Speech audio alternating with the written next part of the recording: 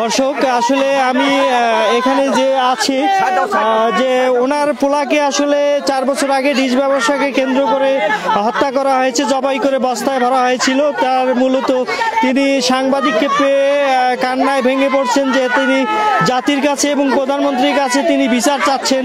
এই বিচারের তিনি শাস্তি চাচ্ছেন, যারা অপরাধী তাদেরকে বের করে শাস্তির আওতায় আনার জন্য তিনি এই বিলুপ করছেন।